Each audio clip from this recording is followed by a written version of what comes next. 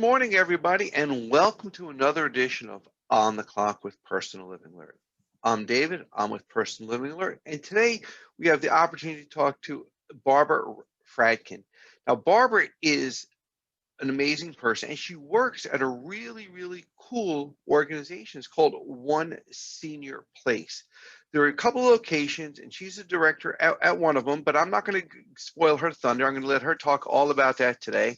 So, Barbara, good morning, and how are you today? Good morning. I'm fine. Thank you. Oh, I'm so glad to hear that. So, the way I normally start these is just so everybody can get to know who you are. How did you get involved in the senior community? What drew you in? Well, when I finished high school, I went to college for a little bit, and I really wasn't. I wasn't ready for it. I wasn't ready for college, so I got into healthcare, and I was an X-ray tech, and then I was I worked as an X-ray tech until after I got married and had my first child, and then I just stayed home with my kids. And then started working with doctors in their office. And one day I came to one of the doctors I worked with for a long time, and I said, I want to go back to school and become a social worker. I said, I think I'm ready to go back to school now. And he told me I was going to be poor.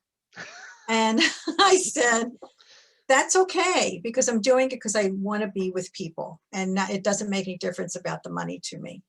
So I went back to school, became a social worker. And about that time, my dad had gotten sick, and he died. And I knew from that time on, I wanted to help and work with seniors because I wanted to give them a good quality of life. I wanted to change the world. Don't we all want to change the world at one point?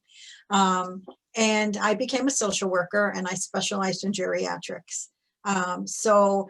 That's how I got into working, with the seniors, and it's been very rewarding for me. I guess I have a soft heart, and I want to make sure that they're all safe, and I want them to have a great quality of life. I wish I could have done more for my dad, but I couldn't, and now I'm paying back. I've been in the long-term care field, working in nursing homes, assisted living, memory care. And when we moved to Florida 6.5 years ago, I tried working in long-term care again and figured out, I just can't do this anymore. There was so much bureaucracy. In Wisconsin, where I'm from, all the nursing homes were not-for-profit. And so it's a lot different coming down here and working in a for-profit nursing home. So I just decided I can't do this anymore. And then the opening at One Senior Place came, and they were looking for a social worker. And I interviewed for the job, and, and it's history, I always tell my boss the best decision he made was to hire me. So there's no doubt I would agree with that. There's no doubt about it. So when I came to One Senior Place, my job was to do consultations. I met with people for a free 30-minute consultation and helped them do a life plan.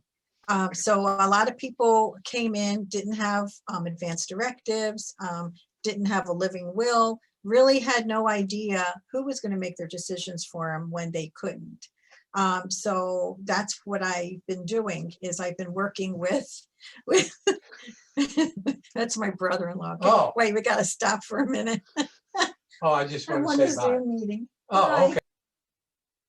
So I think one of the things you mentioned about giving back, I think is interesting. And I think that happens as we get older as people, right? I mean, when I was younger, yeah, I had a relationship with my parents, right? But I mean, I think everything changes over time. And now, on Fridays we go to my in-laws, and on Sundays we go to my folks, and it's just different how, and maybe, I don't know, it's because I'm in the senior market now where I wasn't when I was growing up, or you just appreciate them more. The older we get, the older they get, we just start appreciating them more. So I kind of relate to how the giving back thing, and just wishing you had more time and things like that. I felt that. Yeah, when we all lived, I grew up in Baltimore, and so when we all were living there, we did the same thing. Saturday nights we went to all my sister and brother we all go to my mother's and father's house, and we'd have dinner. And then on Sunday, I went to my in-laws, with my husband. So we did that also, but people are so mobile now, the kids don't live near their parents anymore. And it's so much harder to keep that close relationship. Most of the kids, they live out of state and they're still working, and mom and dad don't want to bother them because they don't want to be a burden. That's what I hear all the time. I don't want to be a burden to my children. And so they don't tell the kids when things are going wrong. They don't call them when the doctor gives them bad news. If they go to the hospital, that's when the kids get a phone call, and then they wonder, well, what happened? What happened here? It's Because we get so busy with ourselves and with working, and we just forget, and it's normal. it's so funny that you say that, because I talk to my folks on a, if not every day, most days, right? And I always know, because even now I see them weekly and I talk to them almost every day, they still don't, like you said, they don't open up, right? Mhm. But you always know when there's something wrong, because I'll get my dad on the phone and he'll start whispering. I'm like, Dad, why are you whispering? Well, we're in the hospital. I don't want to tell you. I'm like, okay. So I always know when my father starts whispering over the phone, you always know that's his tell, as they would say. Yeah, yeah. Yeah.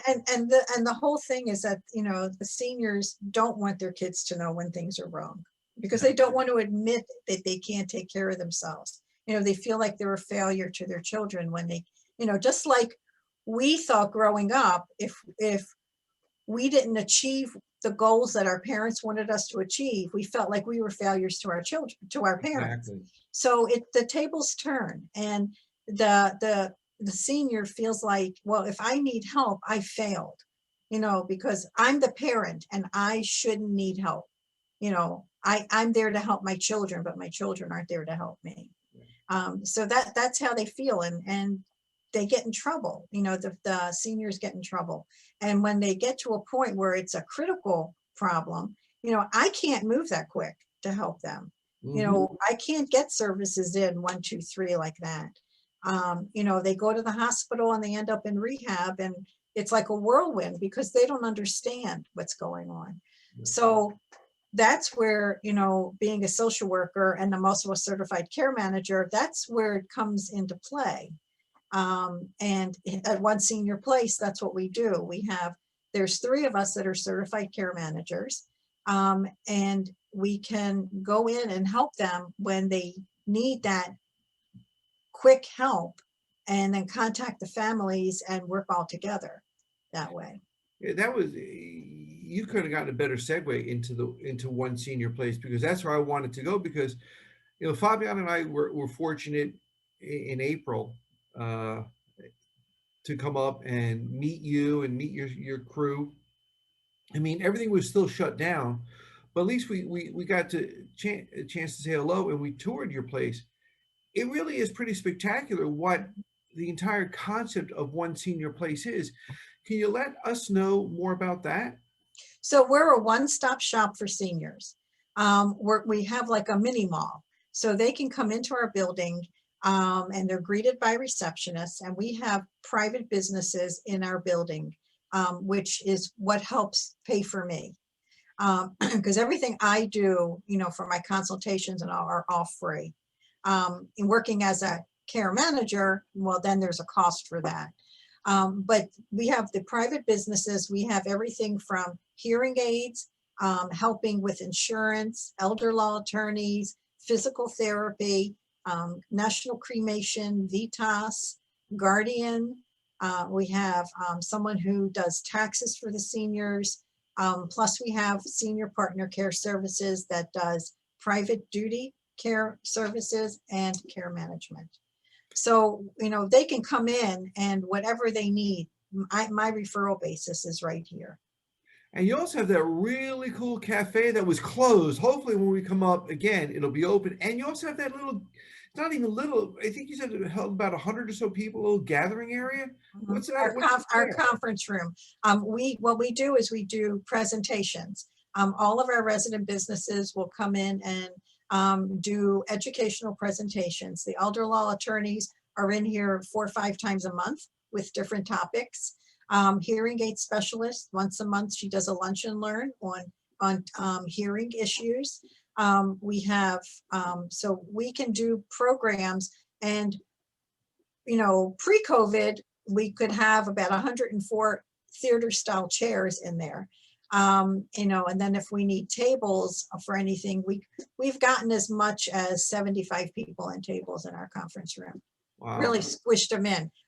We've had events that have been a full house, that we had people sitting wherever because of the topic. And we're hoping to get back to that. We're slowly adding more seats to the conference room now to let people come back into the building. But, so we do a lot of free presentations throughout the month. Yeah, and what's great about that is, like you see, because everybody feeds off of each other, right? So the elder law attorney brings them in, and they may need another service and things like that. It's a great system, I think. And there's another one, if I'm not mistaken, correct? Don't you have There's another one in Altamont Springs, and they do the same exact things that we do here. And so between the two of us, we do a lot of sharing of topics and speakers, especially with Zoom, because I can Zoom my speaker, and then Michelle over in Altamont can pick it up for so we can hit a lot of people at one time. Yeah, and your role is the director. So you run the whole One senior place. Yeah. One senior place, yes. So what I do is coordinate all the events, work with the resident businesses. I do marketing along with senior partner. We all work together to do marketing for One Senior Place, bringing new businesses in, touring people, just, every day, just making sure that, our seniors are getting exactly what they need. What is the role of a care manager? If you don't, because care managers, I tell everybody, I had no idea there was what a care manager was, right? My parents, thank God, they don't need those services. I don't know anything about it until I got into the senior industry.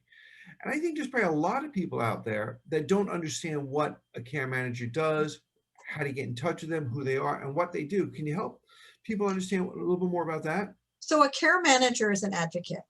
So we can help oversee the healthcare system. When someone goes into the hospital and the doctor says, well, I'm going to admit you because of this, this, or this, it's very confusing. It's confusing to someone who can understand what's going on, but think about someone with dementia being changed from their home environment to a hospital environment where people are coming in all the time, taking your blood pressure, taking your blood. And when the families are far away and can't be there, the care manager takes over for that. So the care manager can come in and make sure that the doctors in the hospital know exactly what medications people are on, what their diagnoses are, can fill them in on the whole history.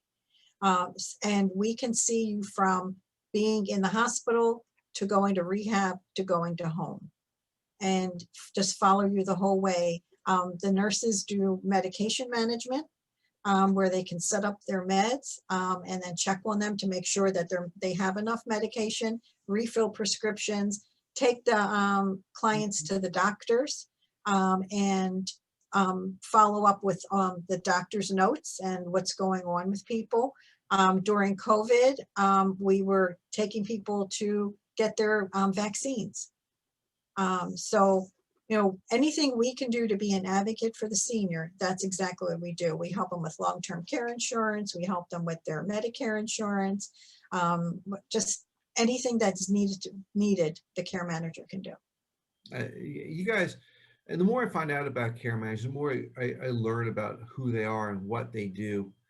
It always blows me away with the level of knowledge that you guys have, and the different drug interactions. Because I was always curious who watches out. A senior can go to four different doctors and get four different prescriptions, and nobody Nobody, no, looks to see how they interact with one right, another. right. And but you guys do that. You guys Mhm, know enough to know mhm. what works and what doesn't work and things. It's amazing, and I think it's awesome. Yeah, yeah. It's a very it's the kind of career that you can do no matter what age you are also, you know. So at the time when I decide to retire from what I'm doing, I can still be a care manager part-time and still be out there and helping people, you know, because you never lose your skills, you know, No, and you you don't know, have heart either, which is what's right. separates care managers from most other people. Yeah, the nurses always make fun of me because as a social worker, I like to talk about it and formulate a plan, and go from there. And the nurses go in and they just find the problem, fix it, and they're done, you know. Um, but then when they need someone to do more talking, they call me. They're like, oh, they need someone to talk to. So that's when they call me because they know I like to talk to them. So. Yeah, I like that. I like So that. it's a really good mix, you know, having a social worker and nurses work together. It's a Yeah, very good mix. I see the benefit without a no Mhm, doubt. I definitely see the mhm, benefit. mhm, You know, with the just real quick with the easing of COVID-19 restrictions, and maybe one day we'll stop talking about COVID, right? And the mhm. restrictions. Are things coming back? I mean, are you starting to fill up? I mean, I know you said you can get 100 and just over 100 people. I mean, how is the traffic inside you globally of one senior place, and with each of the businesses, are they starting to come back? Are your seminars and things coming back? Is that cafe open so when I come up in June I can have something to eat? Well, you only get to eat if I cook for you or if I prepare it for you, but you can get coffee. The people are coming back. 2 weeks ago, we had an under the tent week where we had we had a tent in the front of our building and we had activities inside the tent. The seniors loved it. It gave them a secure feeling, you know, they were together, and they were outside and they were, you know, being entertained. We had an ice cream social with a barbershop quartet. We played beach bingo. We had, we talked, one of the doctors came and did a big talk about COVID. I mean, that tent was busy the whole week. We had about 300 people going through that tent that week, That's which fantastic. was great. The seniors were just so happy. They could be in there without their masks on because we were all outside. They were still distanced. And the majority of the seniors have all gotten their vaccines. So it was funny because we had a professional event one night and it was the same day the CDC changed their order about the masks. So everyone was just like, oh, this is great. You know, we've all been vaccinated. We're all together. We took off our masks. And, you know, now you have to start wearing lipstick again. So that's the big thing. I know I got to get the right shade. Yeah, yeah. You have to start wearing more makeup and stuff because your face isn't covered anymore. But we've also relaxed restrictions inside. As long as you're vaccinated, you don't need to wear a mask when you come in.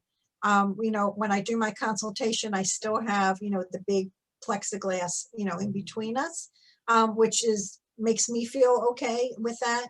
But at least the people can come in and we can talk and they don't feel like they're muffled all the time. And So, we're gonna. Got one last question for you before we switch on over to something else. With this new "don't ask, don't tell" policy, how do you know if the senior's been vaccinated? I mean, it's just you can't ask them. You're just going on. well, I do. We do. You know, they ask if they need to wear a mask, and I said, "Have you been vaccinated?" And they say yes. And I'm like, "You can take it off." And somebody asked me about that. About are you going to make people show their card?